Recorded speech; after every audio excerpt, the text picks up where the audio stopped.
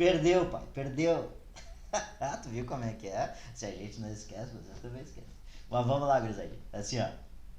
Então, como esse ano completa 200 anos da independência do Brasil, e além disso, a gente tem todo o sistema eleitoral e essa polaridade vivida nesse momento no Brasil, um discurso bastante ufanista em diversos momentos, ultranacionalistas em muitos momentos também, a gente observa que essa vai ser uma narrativa bastante utilizada. Inclusive, estava comentando com os colegas que está sendo trazida para o Brasil o coração de Dom Pedro marinadinho, 200 anos no formol, que a gente vai provavelmente roubar e assar em algum momento. Mas vocês vão entender o porquê do meu carinho com esse embuste. Eu apelido ele carinhosamente de embuste, porque é uma figura que ela é meio grotesca na história dentro do Brasil, e de uma certa maneira até se dialoga com esse discurso bastante limitado que a gente observa desse extremismo nacionalista dentro do Brasil, ou de um discurso de uma glória passada do território brasileiro,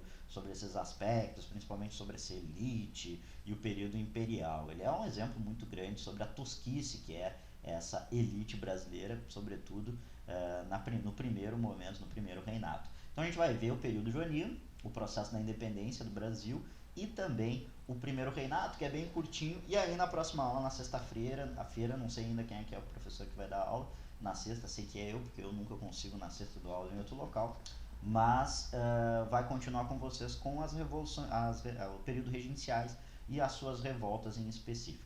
Ok? Até aqui de boa? Alguma dúvida? Peguei meu cafezinho aqui. Até aqui de boa, galera? Tá travando? Tá de boa? Posso seguir? Então tá.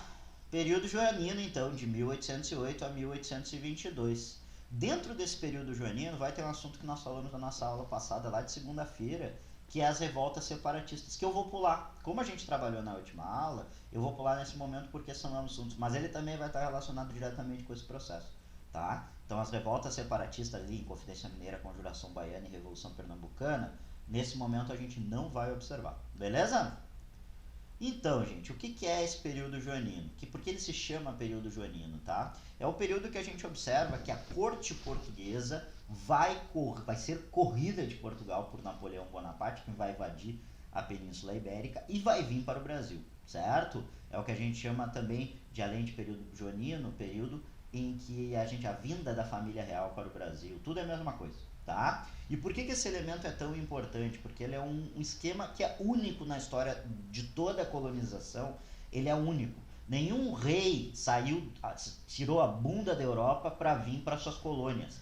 Apenas Dom João VI, que vem porque ele vem corrido. Ele não era rei ainda nesse momento, ele era príncipe regente, porque a mãe dele, a famosa chamada Maria a Louca, que eu acho um termo bastante misógino, mas ela era conhecida assim também pela historiografia, a mãe dele estava impossibilitada de exercer o seu reinado, então quem regia o trono era ele, Dom João. E depois ele vai ser condecorado como Dom João VI, certo? Vamos observar então esse primeiro momento que a gente vai trabalhar do primeiro joanino, que é a própria invasão de Napoleão à Península Ibérica, certo? Então, como vocês vão ver, eu acredito que vocês já tiveram Revolução Francesa, Congresso de Viena e tudo mais, né?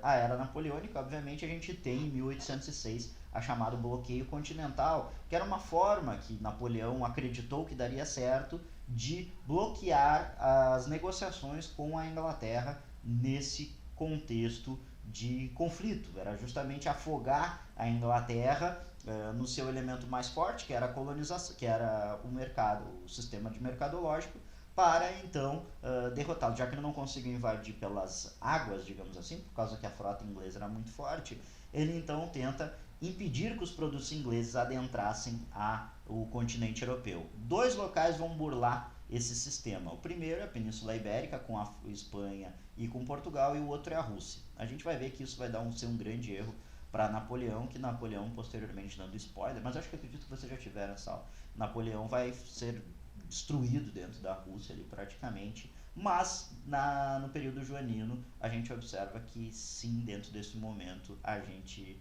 verifica o ingresso de Napoleão e as tropas napoleônicas na Península Ibérica. O João está perguntando, nessa época a França estava mais forte que a Inglaterra? Depende.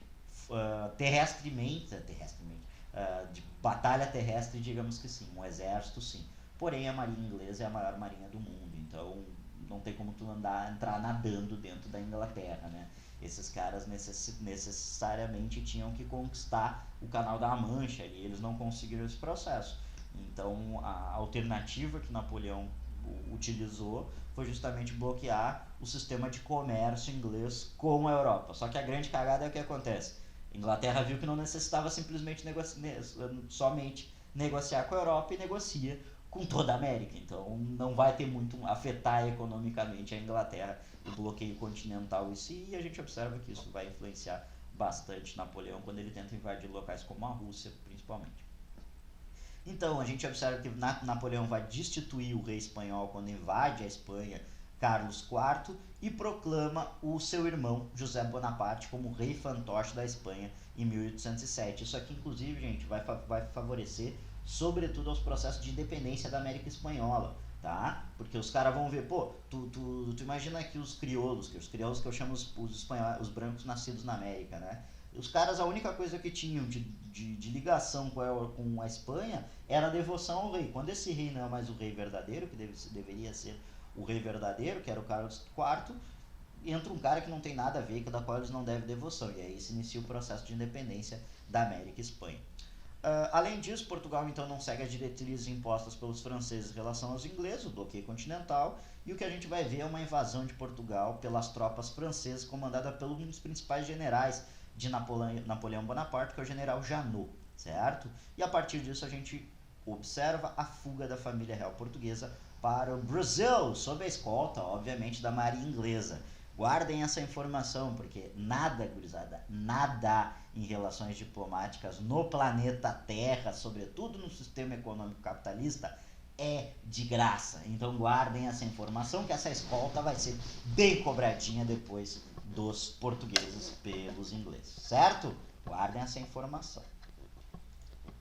E aí o que acontece? Aqui é uma foto da Marinha I de Portugal, que foi o rei de Portugal entre 1777 a 1816, sendo conhecida como a Piedosa no início, pela sua série de ações caridosas, digamos assim, mas devido às instabilidades mentais, principalmente ao falecimento de um filho que ela tinha, ela teve... E aí é complicado também, né, gente? Existe uma questão misógina muito forte também na história da Maria I, que vai levar seu filho mais velho ao poder como regente até ele tomar o trono quando o falecimento dela.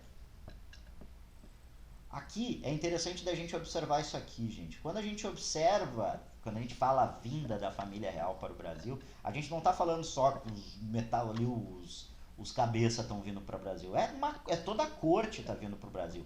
É uma galera que está vindo para o Brasil. Além de toda a corte, está vindo tesouro português, obras específicas, riquezas de Portugal. Tudo isso é um processo de translado muito grande. Só para vocês terem uma ideia, aqui está uma gravura do processo de transferência, né, dessa travessia.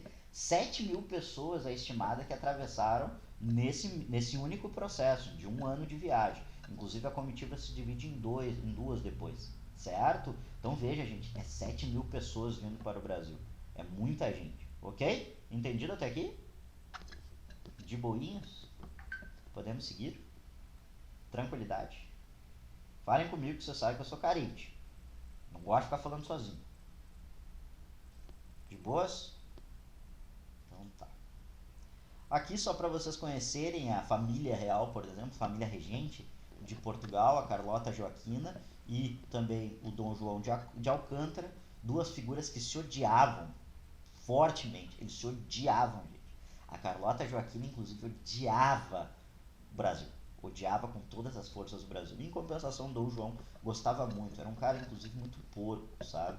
Eu tive a oportunidade, eu acho que falei pra vocês em algum momento, que eu tive a oportunidade de ver a casa da família real lá em Petrópolis, no Rio de Janeiro, esse ano. Fui fazer viagem, férias e tal. E, cara, é muito surreal, assim, as informações. O Dom Pedro, cara, Dom João, ele era muito porco, ele era muito relaxado. Assim, ó, banho era muito pouco, assim, era muito pouco mesmo. Então, pô, ele não é a Europa que passa frio, né, cara? É Rio de Janeiro, né? O cara, então, tipo, era 2 banhos por ano, era muito surreal, assim. E ele era muito porco. E a Carlota Joaquina também era uma figura muito simpática. Sempre é bastante retratada de uma forma bastante pejorativa dentro das escrituras. Então, na chegada da família real, então, ao Brasil, o que são os principais elementos que tu tem que entender, gurizadinha? Primeiro elemento que tu tem que entender, a chamada abertura dos portos, em 1808. É quando eles pisam no Brasil, acontece a abertura dos portos. Mas o que é a ideia da abertura dos portos, tá? Mais do que simplesmente, a abertura dos portos, abriu os portos para todos os estrangeiros entrar com produtos do Brasil. A ideia de abertura dos portos, gurizada, é que no momento que se abre, a gente tem que entender o Brasil como uma colônia. Ele é uma parte de Portugal que serve para extrair produto, certo?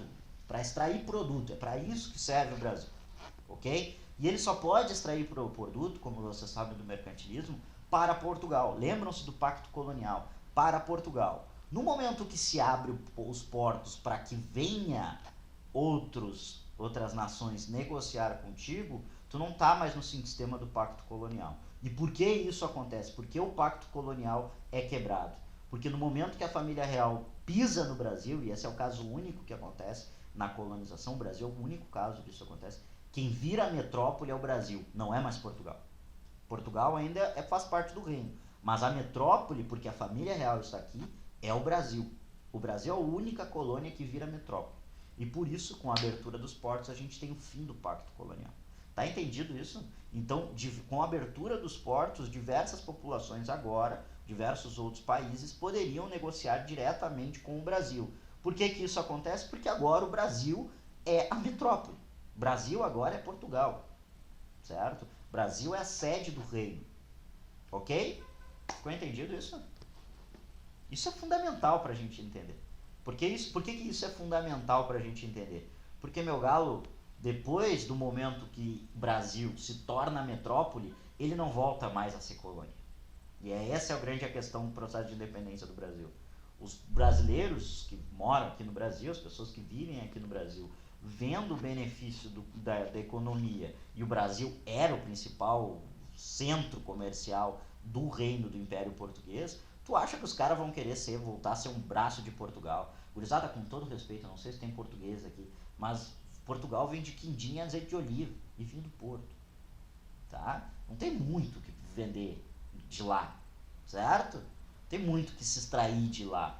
Em compensação, tu olha o que é o território brasileiro. Isso não é xenofobia, isso é verdade. Não existe economia portuguesa muito avançada. Portugal era um reino periférico da América, da Europa. O grande ponto, o grande local que a gente tem de desenvolvimento econômico do Império Português é o Brasil. E, obviamente, o Brasil dá muito mais lucro que Portugal, certo? Então, no momento que Portugal deixa de ser o centro e o Brasil se torna o centro político, os caras jamais vão querer voltar atrás. E aqui, por isso que a gente dá em conjunto chegada da família real e independência do Brasil, porque aqui é o princípio do processo. Ok? Entendido isso? Concordam, discordam? Tem algum português aqui? Eu sou de família portuguesa, né? Minha família é portuguesa. Então, tenho propriedade para falar sobre Portugal, digamos assim. Sou daqui, as boas. Gente, então como eu falei para vocês, o Brasil vai se tornar a capital do Império de Portugal e Algarves, tendo o Rio de Janeiro como a sua capital de 1815 a 1822. Outro fator importante que a gente tem é Tratado de Aliança, Amizade, Comércio e Navegação. Lembrem-se que eu falei para vocês que nada nesse mundo em relações diplomáticas é gratuito. Aqui vai ser cobrado aquela escolta da frota naval lá dos portugueses, vai ser cobrado nesse momento. Esse tratado, gente, vai alterar as tarifas alfandegárias, onde a gente vai ter 16% de imposto sobre os produtos portugueses, 24% para as demais nações estrangeiras e 15% para os produtos ingleses. Só que a gente tem que lembrar que a Inglaterra já está voando na Revolução Industrial, enquanto os produtos, por exemplo, isso aqui destrói toda a possibilidade de uma industrialização brasileira nacional, certo? E o mercado brasileiro, se a gente deixa de ser dependente politicamente de Portugal nesse momento, a gente vira dependente economicamente da Inglaterra nesse momento. Entendido essa relação? Isso aqui talvez seja os principais pontos que a gente tem que saber dentro do período joanino, tá?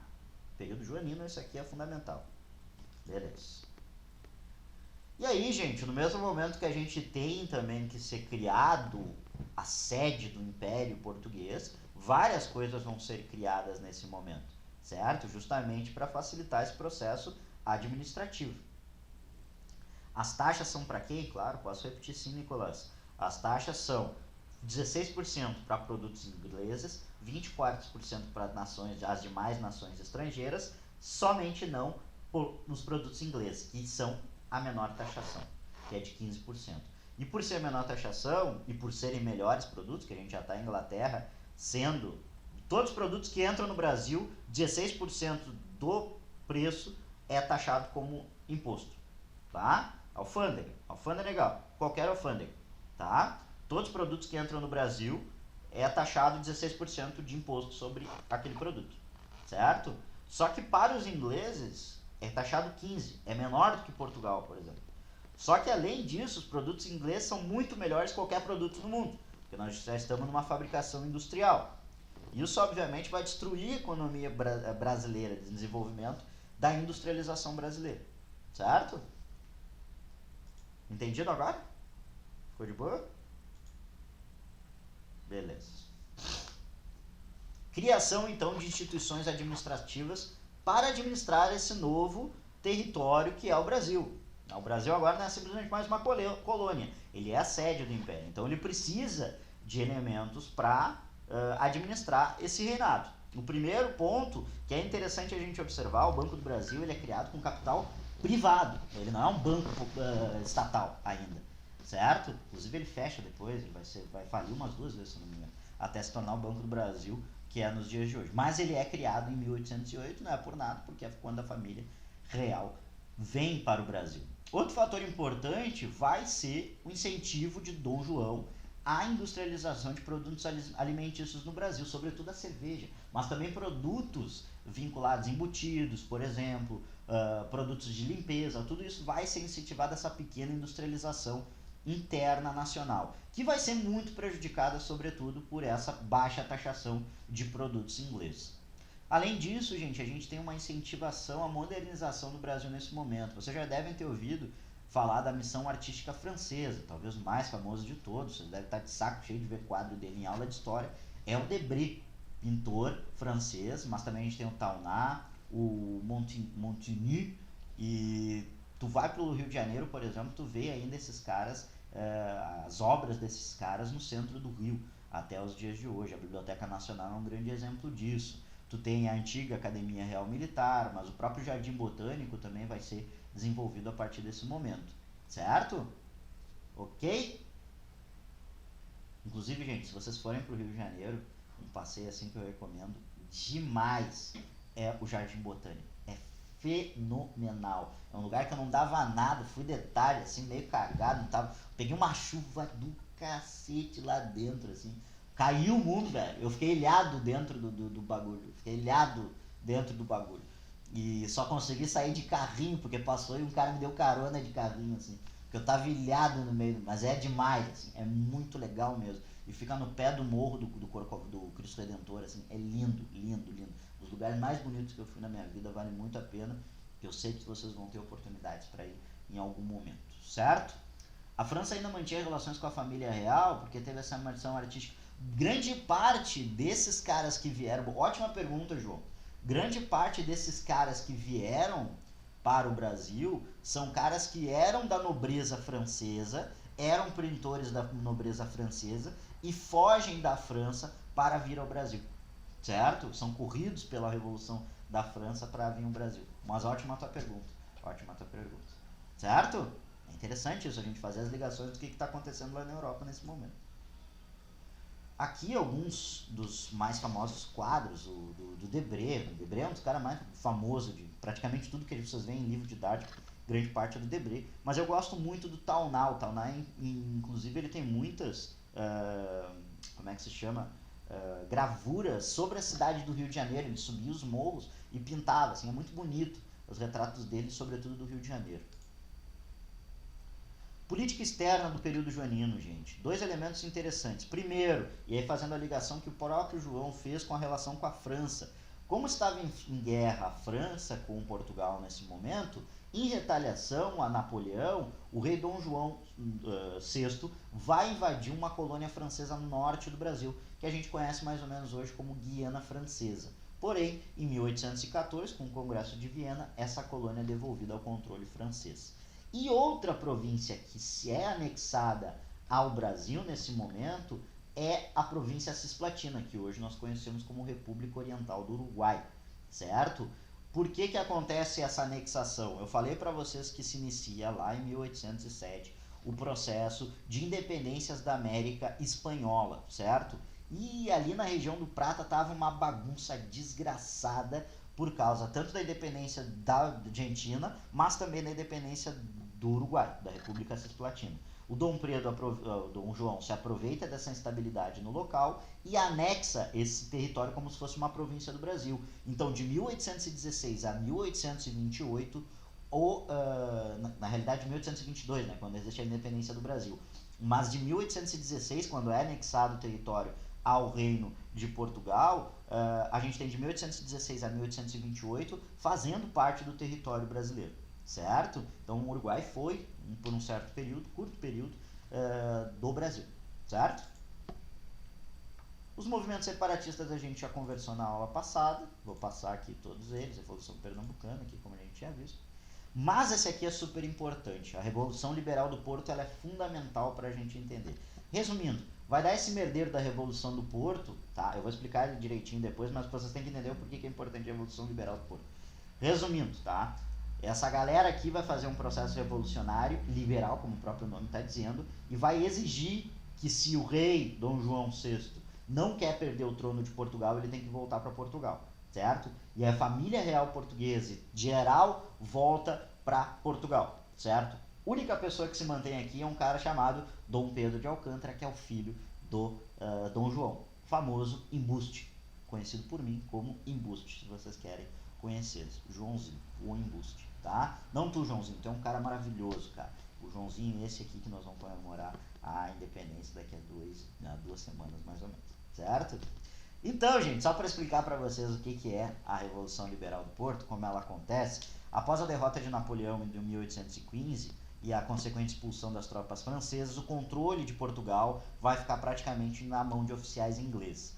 Porém, em 1817, vai ocorrer uma chamada Conspiração de Lisboa, comandada por oficiais que tinham cunho liberal, tá? Com o objetivo de restaurar a monarquia. Então, eles eram liberais, mas com a visão principalmente do que a gente conhece do Voltaire ali, daquela monarquia parlamentar, certo? Após a descoberta, seus líderes foram presos e alguns executados. Devidos então à repulsa das classes burguesas e militares em Portugal, pela forma como foi conduzida a repressão da Conspiração de Lisboa, houve como consequência a geração de um sentimento anti-britânico em Portugal, uma xenofobia anti-britânica em Portugal, fator que inclusive vai acontecer aqui no Brasil com os portugueses após a independência do Brasil. E em 1820 vai estourar a Revolução Liberal do Porto, depondo esses regentes britânicos e exigindo que o rei de Portugal voltasse para o Brasil. E em 1821 eles exigem que o príncipe regente Dom Pedro de Alcântara também volte a Portugal, certo? Ok? Entenderam esse processo?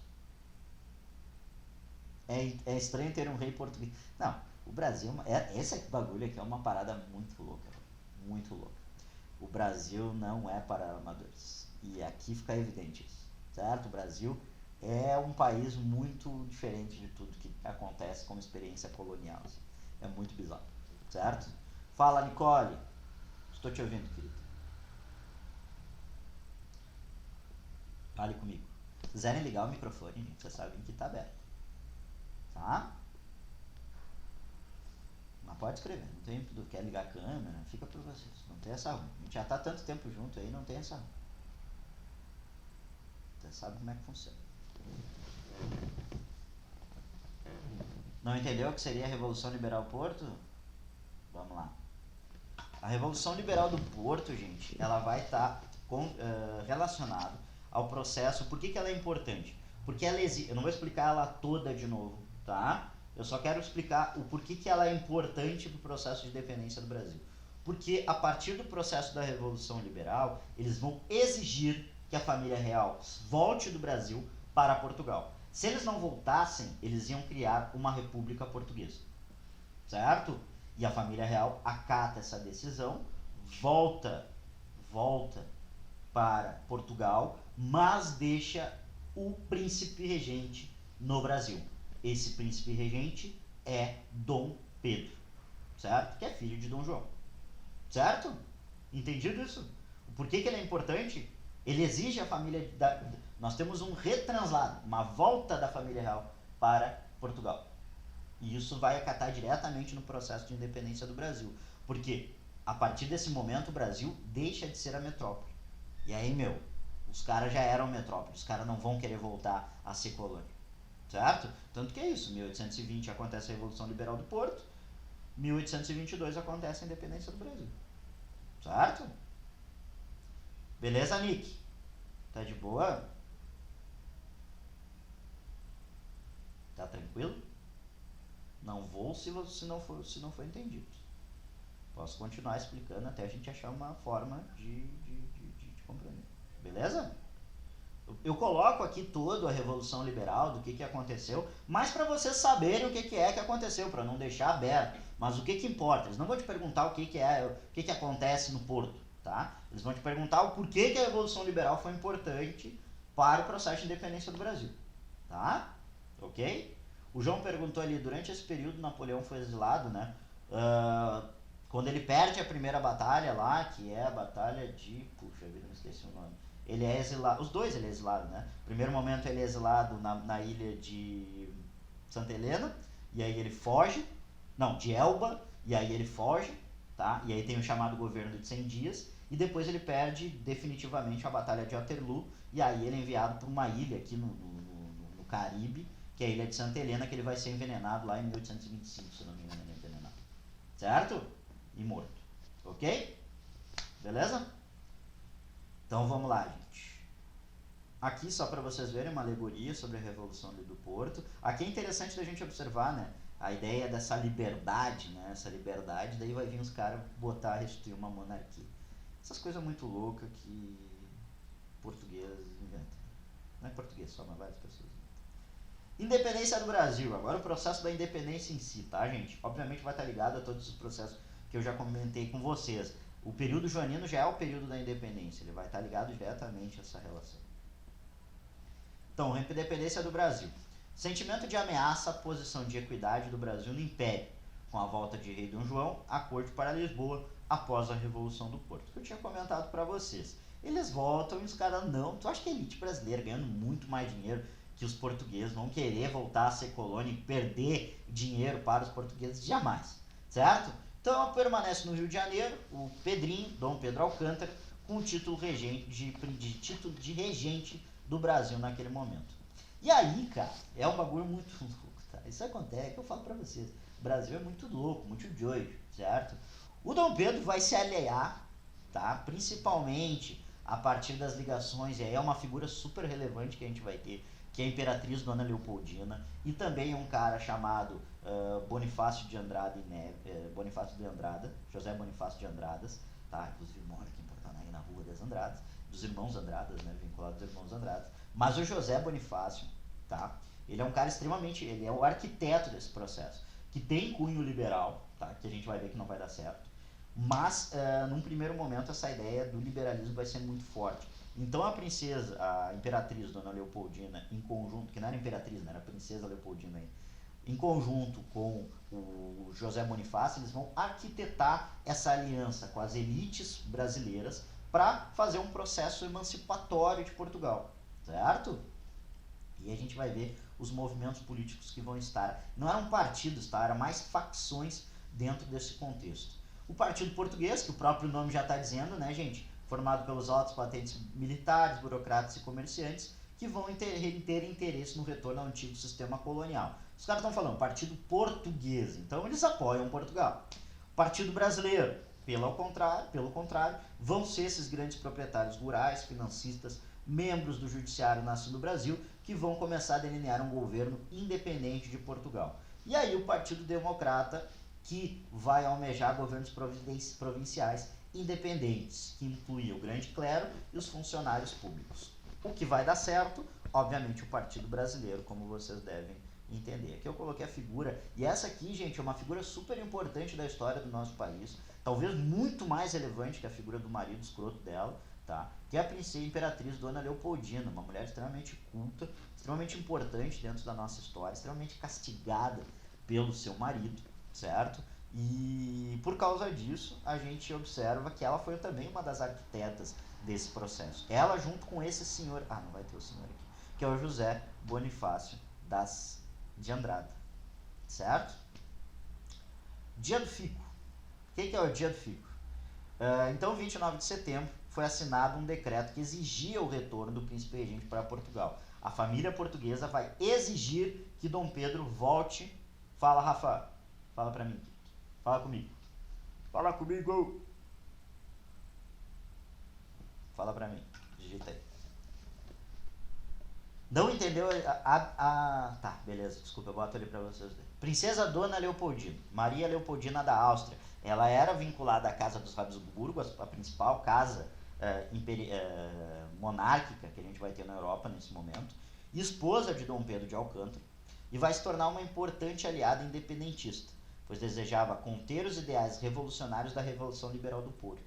Veja só, então, para conter os ideais revolucionários do Porto, para vocês verem que é bizarro a história, o quanto é complexo esse processo. Para conter o liberalismo da Revolução do Porto, ela quer realizar um processo de independência no Brasil. E aí, nisso, a gente entende por que o Brasil se tornou uma monarquia e não uma república. Porque é justamente para barrar esse processo de avanço do liberalismo econômico dentro do Estado brasileiro e manutenção das monarquias. Por que o Brasil se torna um império e não uma república, como acontece com todos os outros países da América? Porque a própria ideia, a formulação do império brasileiro, ele é feito com o objetivo de parar esse avanço do liberalismo econômico. Certo? É um pouco contraditório isso a gente imaginar, mas é louco. Então já começa no cérebro. O objetivo da Maria Leopoldina está vincado. Não, total. É bizarro se a gente parar para pensar. E fica mais louco quando a gente pensa que o José Bonifácio, que é o outro arquiteto, era um liberal iluminista. Certo? E justamente observando isso, que o projeto dele de Constituição, a Constituição da Mandioca, que a gente vai ver depois, não passa. É por causa disso que não passa. Porque ele é liberal demais para os preceitos monárquicos. Certo? Quem é liberal aí? A figura de José Bonifácio, que a gente já vai conversar sobre ele no futuro. Mas eles aqui não são liberais. Certo? Não, liberal, tá. Vamos lá de novo. Tá? Justamente, a princesa Dona Leopoldina, ela é uma monarquista. Certo? Ela busca barrar, porque o que a gente tem que entender? Que lá em Portugal está tendo uma revolução liberal. Para barrar a influência do liberalismo econômico dentro do Brasil, ela busca um processo de emancipação do Brasil ante Portugal, que está tendo uma revolução liberal. Tá? Até aí tu entendeu, João? Até aí tá de boa? Compreendeu?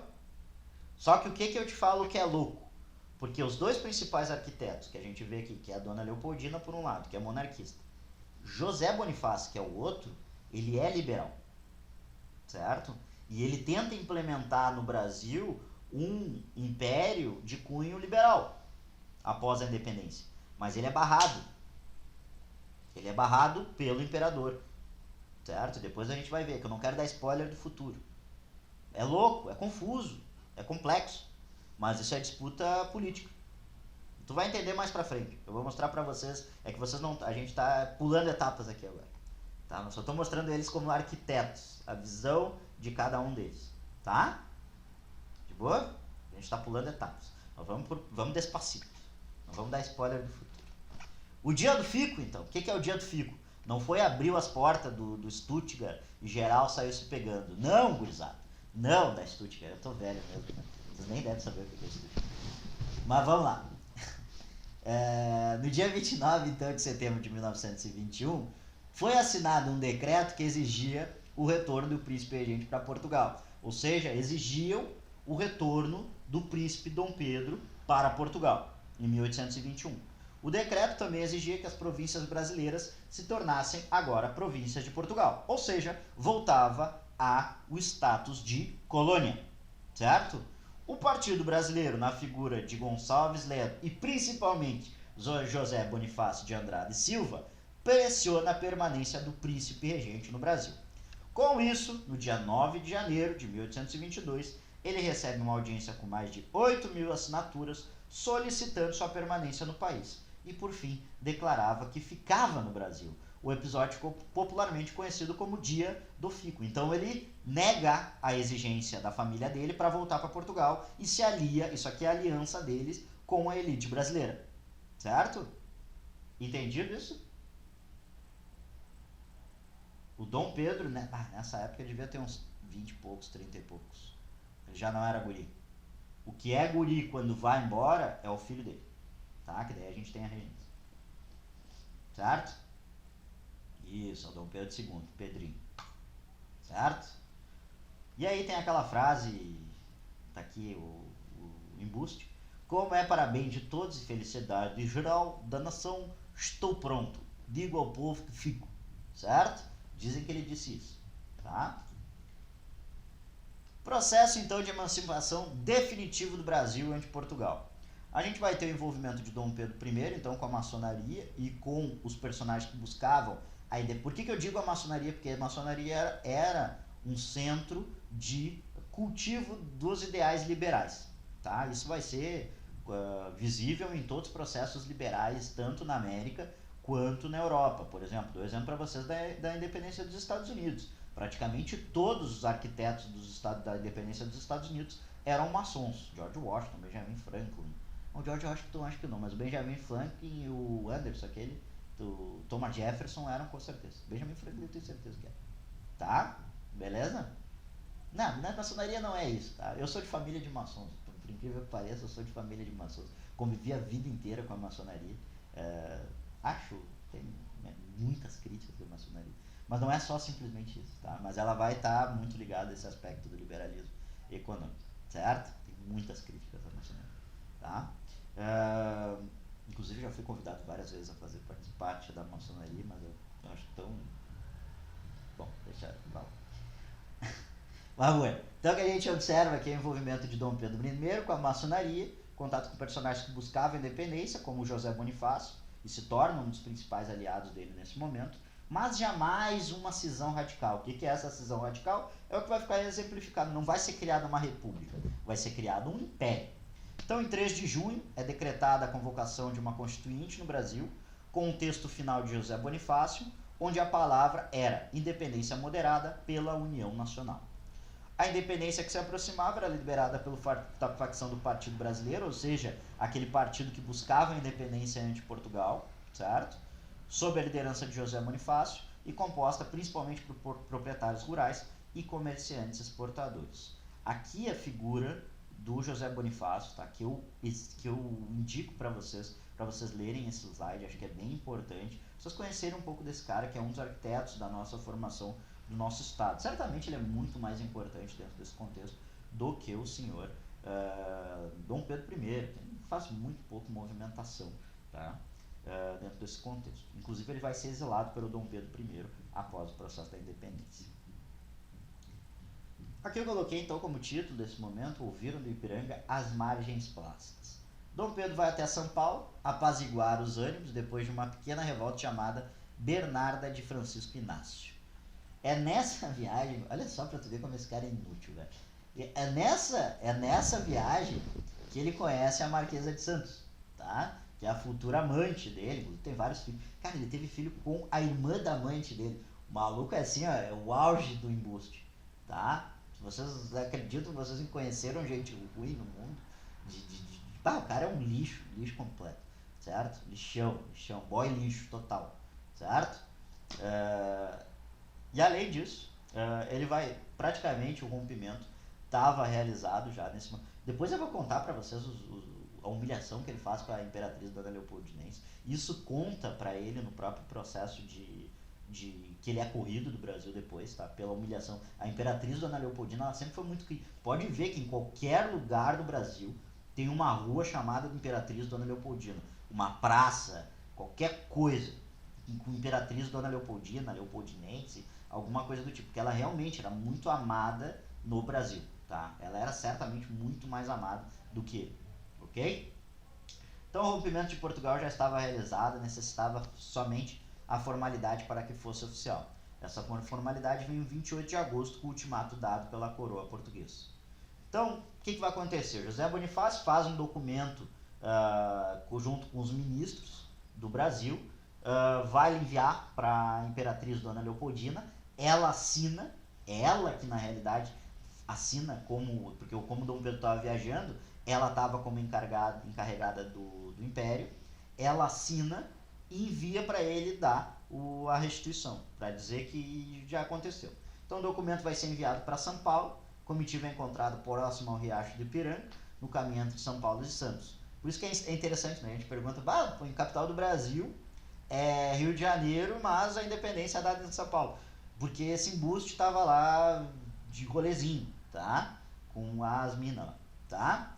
E aí, além disso, gente, dizem, isso é real, tá? Porque tá na documentação. Dizem que ele tava de ruim do estômago no dia.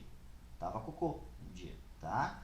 E é toda essa ideia de que foi na margem do Ipiranga. Diz que foi qualquer riacho lá, qualquer lugar, muito próximo, e ele não fez toda aquela paradinha. Aquilo lá é muito mais uma criação de uma referência de um sistema heróico nacional no processo de construção de identidade nacional do que realmente aconteceu, tá?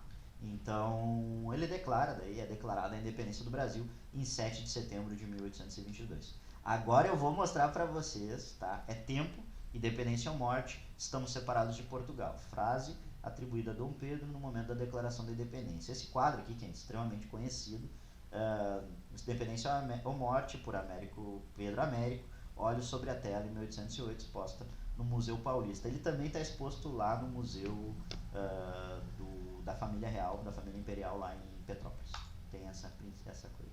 Agora eu quero ler para vocês, essa aqui é a carta desse embuste, 22, 15 dias depois de ter declarado a independência, ele manda uma cartinha para o Pape, tá? Então ele fala ali, ó, Pape, tive a honra de receber de Vossa Majestade uma carta datada de 3 de agosto, na qual você me repreende pelo modo como escrevo e falo da facção luz espanhola.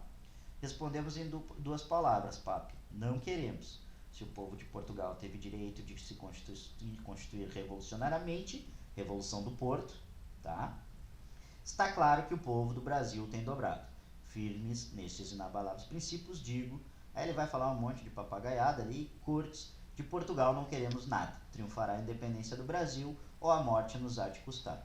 Sou teu filhinho, todo respeitoso. Tô cagado que tu não faça qualquer coisa comigo e eu te venero. Pedrinho, tá? Traduzindo é mais ou menos isso que ele fala pro papai dele, tá? Ele tá dizendo, pai, olha só, vai dar merda aqui, é melhor eu ficar com os guri, vamos, a gente mantém, tá tudo na nossa família ainda, certo? E isso é o louco, gente, tá? Isso é o louco da gente imaginar. Vocês estão gostando, né? Isso é o louco da gente imaginar. O Brasil se tornou independente, onde o imperador é filho do antigo rei, cara. Isso é surreal, velho. E é em português, ele é português, o imperador é português. Então, é lindo, velho. É lindo, coisas que acontecem só no nosso Brasilzão. Ah, mas quer dizer que a independência não é importante? Não, é importante. Porque a gente vai ter realmente um processo de independência do Brasil. O Brasil vai se tornar, emancipar politicamente de Portugal. Então tem relevância, sim. Nós vamos criar uma constituição própria do Brasil posteriormente. Mas é surreal tu imaginar que dentro dessa estrutura política a gente mantém dentro desse Estado. Por isso que, na realidade, a independência do Brasil é uma tomada das grandes oligarquias brasileiras do poder, tendo como frente o antigo império, a antiga família monárquica, certo? Então muda, mas não muda muito, tá? Ok? Entendido? E acho que essa cartinha deixa bem evidente. Eu gosto de trabalhar ela e gosto de ser meio tosco falando ela, porque ela chega a ser ridículo, o cara falando, certo? Falando do coisa. Exato, muda, mas não mudando, certo? Consequências então diretas da independência do Brasil, gente. A saída conservadora não foi a única possível. Houve outros projetos mais radicais para o rompimento com a coroa portuguesa. Alguns exemplos é em Pernambuco e Bahia, por exemplo, com o batalhão da Maria Quitéria, que é super importante a figura da Maria Quitéria dentro desses conflitos, que não vão concordar com essa saída conservadora, tanto que essa guerra se estendeu até o fim de 1822. Consequentemente, as duas províncias só foram agregadas em 1823 ao território do Brasil. A independência do Brasil é um processo histórico paradoxo. Isso aqui é bem importante da gente observar. Vou até aumentar aqui pra gente... Ah, não dá, vai ficar merda. Vou botar aqui pra gente ver, tá? Se de um lado pode ser considerado liberal devido ao rompimento da dominação colonial, e realmente isso está vinculado ao liberalismo, ao mesmo tempo se mostrou conservadora, pois manteve a monarquia, o sistema escravocrata e o domínio senhorial, certo? A independência então vai criar o Estado, mas aqui é o outro ponto. A independência vai criar um Estado e não uma nação. Isso será um dos desafios que a monarquia terá de enfrentar durante os dois reinados. A noção de cidadania era muito estreita. Apenas uma parcela pequena da população tinha acesso às riquezas e aos cargos políticos. Esse slide é fundamental, sobretudo para Enem, gente. Sobretudo para Enem, tá? Eu acho que se eles forem perguntar para vocês o que é o processo de independência do Brasil, a resposta está nesse slide. Sobretudo os 3 últimos pontos. Certo? O que significa esse último parágrafo? Já vou explicar. Boa pergunta, Nicolas. O que significa isso? A independência foi feita. O Brasil é um Estado a partir disso. O Brasil é um país. Agora, o país e uma nação são coisas diferentes. Nação é o sentimento de coletividade nacional, de um sistema nacional. E aí eu vou te dar um exemplo, Nicolas, do que é isso, tá? Tu imagina aqui, ó, vamos pegar naquela época. O que tu imagina que faz um gaúcho e um cara no Amapá se sentirem brasileiros naquele momento? Te pergunto. O que faz eles se sentirem brasileiros? Exato. E é isso que esse elemento está falando. Certo? É isso que esse elemento está falando. Não existe símbolos da nacionalidade, não existe símbolos de Brasil nesse momento. Eu vou te mostrar o primeiro símbolo nacional que nós temos agora nesse próximo slide. O primeiro símbolo nacional que vai ser criado, inclusive, pelo Debré, é a bandeira imperial do Brasil. E gurizada, deu, né? Sobre aquele papinho que vocês veem na escola, que o verde é por causa das matas brasileiras e o amarelo é por causa do ouro do Brasil e o azul é por causa do céu brasileiro. Não, gurizada. O verde é por causa que era a cor da família dos Bragança, que é a família do Dom Pedro, e o amarelo era a família dos Habsburgo, que é a família da Imperatriz Dona Leopoldina, certo? E no meio da bandeira monárquica tem o brasão da família Bragança, certo? Da família real brasileira. Tá ali, tá? Então, é isso. Tem nada a ver com céuzinho e coisa, tá? É por causa da monarquia brasileira, ok? Esse é o primeiro símbolo nacional que nós temos, de nação. É uma pessoa, como eu falei pra ti, aqui no Rio Grande do Sul e lá no Amapá se identificam como brasileiros, certo? Antes disso, tu não tem como se identificar como brasileiro. Tu te identificava muito. Se lembra as revoltas separatistas? Eles não queriam a independência do Brasil, eles queriam a independência da província. Inconfidência é mineira, conjuração é baiana, revolução pernambucana. Por quê? As independências é nessas localidades, não é no Brasil inteiro. Por quê? Porque não existe um sentimento de nação. Os caras estão cagando o que acontece aqui no Rio Grande do Sul, ou lá no Amapá, certo? E aí, gurizada, é os 2 principais pontos. Eu quero que isso vocês... Talvez eu não vou dar segundo reinado para vocês, mas eu quero que vocês gravem na cabeça de vocês uma coisa. O que mantém o Brasil unificado, diferente do que vai acontecer, e essa é uma das perguntas que eles podem fazer também.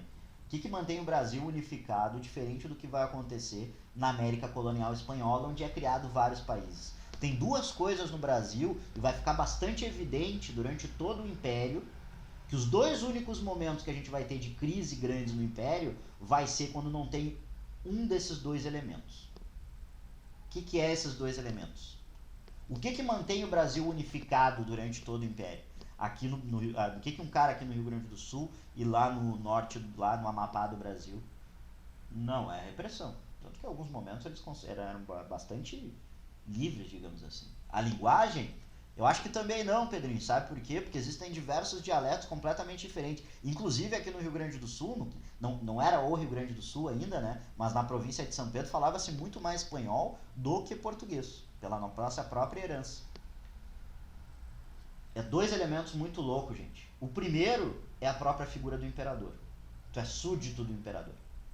Isso é um elemento de conjunção nacional. E quando a gente não tem o imperador no fim do Primeiro Império, no período regencial, é onde mais acontece merdeiro na história do Brasil, de revoltas provinciais. Porque eles não devem súditos, não são súditos de um regente, eles são súditos de um imperador, certo? E o outro elemento é o mais triste, gente. Isso mostra na própria constituição da identidade do brasileiro nacional. O outro elemento é a escravidão. Escravidão tu vai ter em todo o território nacional até 1808. E não é à toa que depois de um ano após o fim da abolição da escravidão, tem um golpe militar no Brasil que a gente tem a proclamação da República. Então são esses dois elementos. O imperador, a figura do imperador, e a escravidão. Certo? Entenderam isso? Dúvidas? Falem comigo. Eu sei que é meio chocante, meio triste, mas é a real. É a real. É muito triste saber que o nosso país ele é criado a parte de a figura centralizadora, mas com a figura do imperador, do escravocrata. Eu acho que para mim é o mais chocante. Nessa de 1809 foi tanto o fim da escravidão quanto o adoecimento. Não, adoecimento do imperador não tem. Na realidade, o adoecimento do imperador é uma desculpa. É escravidão, mas tem outros elementos também, como a Igreja Católica, o fim do padroado, a Guerra do Paraguai, que fortalece os militares nesse processo. Mas aí é outro período. Mas eu estou mostrando para vocês o quanto é... Pô, um ano depois não pode ser coincidência, né? Não, ele não estava com tuberculose, ele já estava velhinho, né? Ele estava até na Europa. Ele volta, tanto que quem assina é a, a filha dele, a Princesa Isabel, a Lei Áurea. Aí ele volta e toma o golpe e aí é corrido do Brasil para Paris. E morre uns 2 anos depois. Sim, Debré que fez a bandeira. Galerinha, como eu tinha comentado com o pessoal, tá? Eu infelizmente hoje eu tenho um compromisso em depois. Eu tenho que tocar. Vou sair meio correndo aqui de casa. Queria perguntar para vocês se vocês têm problema, tem alguma dúvida, eu posso ficar mais uns 5 minutinhos, não tem problema. Se vocês têm alguma dúvida sobre o processo, querem que eu explique alguma coisa em específico. E aí vocês veem o primeiro reinado, que praticamente o mais importante é a Constituição de 1924. O que eu quero é que vocês saiam daqui com a base da independência. Para mim é muito importante a independência esse ano, vocês entenderem o que é a independência do Brasil. Para vocês observarem que é um processo que vem lá desde do processo da... Como é que chama? Processo que vem desde lá da vinda da família real. Vocês conseguem perceber isso? Conseguem visualizar isso? Essa visão ufanista da independência já começou? Sim. Sim. Sempre o processo da independência ele vai visualizar como um processo de como é que eu posso dizer? De triunfo da nacionalidade. Porque a independência, né, gente? É um momento que... E realmente tem um elemento da gente observar que tu deixa de ser um país submetido a um outro país. O problema, a um outro reino. O grande problema é que ao ser submetido, apenas uma pequena parcela da população é que vai ser considerada cidadã. E isso é que é o triste. Na realidade, a independência, se a gente vai ter uma independência de Portugal, a gente vai ter uma dependência das oligarquias brasileiras a partir desse momento. Certo? O processo que vocês observam da independência é que ele inicia, na realidade, lá na vinda de Dom João, quando a gente tem a abertura dos portos e onde o Brasil se torna a metrópole, não mais a colônia de Portugal. Certo? E aí, para voltar atrás, os caras não vão querer, né? Beleza? Gente, vocês ficam tristes quanto a isso? Essa semana, na realidade, ontem eu tive uma palestra também, e hoje eu tinha esse elemento que me surgiu esse show de última hora. Mas os guri tem que pagar aluguel, né? Também é importante. Tá, gente? Gente, ficou tudo bem explicadinho. Ninguém ficou com dúvida. Gostaram da aula de hoje? Eu gosto muito de falar mal da família real brasileira, tá? Vocês vão ver que é um esporte que eu tenho. E tem que ser falado mal mesmo. Eu odeio nobre, na realidade, né? Eu odeio nobre. Eu tenho um terror por nobre. Certo? Vocês vão ver muito nas minhas aulas isso. Exato. Tenho uma dificuldade muito grande com nobreza. Um bando de parasita. Inclusive os que existem até os dias de hoje, tá? Com Betinha lá, Anciã, Príncipe Charles, esse bando de parasita que só enche o saco, certo? E que vem o coração maldito pra gente assar, todas e todas depois. Tá gravado. Tá gravada, Jack. Vai mandar lá pra. Não me manda pra monarquia brasileira, senão eles vão me atacar aqui. Vou ser mandado embora do Brasil. Eu e o Pedrinho. Certo? Beleza, gente? Galera, um beijo grande no coração de vocês. Vocês sabem o carinho que eu tenho por esse projeto, o carinho que eu tenho por estar aqui, certo? Eu fico muito triste, na realidade, de ter que sair meio correndo agora, mas é que realmente hoje é muito necessário. A galera vai continuar o assunto sexta-feira, acredito eu. E é isso, galera. Qualquer dúvida que vocês tiverem, sabe, pode chamar no WhatsApp. A galera que já me conhece de outros anos aí sabe que é bem de boa, me chama ali, chama os outros colegas da história. Também a galera vai ter o maior prazer em tirar as dúvidas de vocês. Ficou alguma dúvida, alguma coisa que vocês querem ir mais a fundo, sei lá, que nem a colega perguntou, acho que foi a Nicole, perguntou sobre a Revolução Liberal do Porto, eu posso perguntar, posso explicar melhor depois. Mas a gente tá aqui pra isso, cara. Ninguém tá fazendo favor pra vocês. Vocês que nos ensinam muito mais do que eu ensino vocês, tá? Então, deixo aqui um beijo grande no coração de vocês. Boa aula pra todos, boa noite pra todas e todos vocês. Tá bom, gente? Cuidem-se. Tchau, tchau. Amanhã vai estar tudo, tá? Como eu tenho esse compromisso agora de noite, eu não vou conseguir botar tudo. Mas amanhã eu garanto pra vocês até de noite tá tudo lá nas tabelas e tudo mais. Tá bom? Beijão, gente. Cuidem-se.